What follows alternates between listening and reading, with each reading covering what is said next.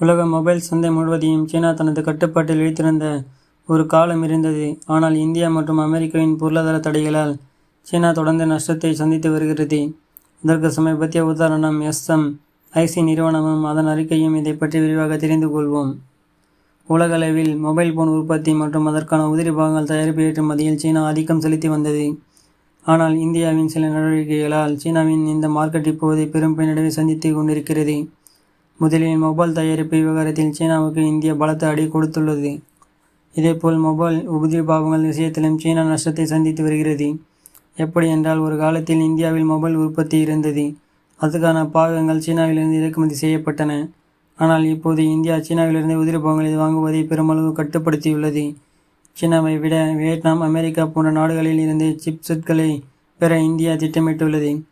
இது சீனாவின் மொபைல் மார்க்கெட்டில் பெரும் நஷ்டத்தை ஏற்படுத்தியுள்ளது.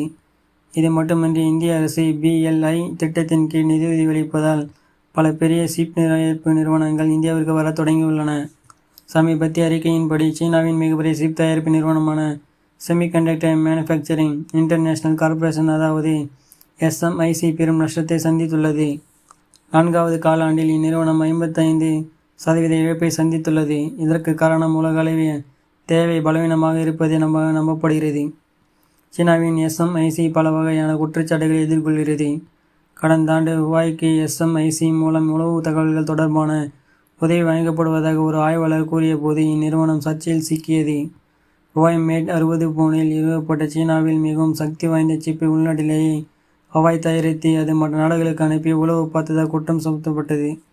அதாவது வாடிக்கையாளர்கள் பயன்படுத்தப்படும் மொபைல் சிப்செட்கள் சீனாவுக்கு தகவல்களை அனுப்பும் வகையில் வடிவமைக்கப்பட்டுள்ளது. இது கண்டுபிடிக்கப்பட்டதை தொடர்ந்து அமெரிக்கா உட்பட பல நாடுகள் ஹவாயை தடை செய்துள்ளன. கோவிட் பெருந்தொற்றுக்கு பிறகு உலக அளவில் சிப்செட்டுக்கான தேவை குறைந்துள்ளது. சீனாவில் இருந்து சிப்செட் வாங்குவது ஒரு முக்கியமான பிரச்சனையாக உள்ளது. ஏனெனில் சீனாவில் சிப்செட் உற்பத்தி நீண்ட காலமாக நிறுத்தப்பட்டுள்ளது. இதனால் அண்மை காலமாக சீனாவின் மொபைல் மார்க்கெட் பெரும் அடியை சந்தித்து கொண்டிருக்கிறது.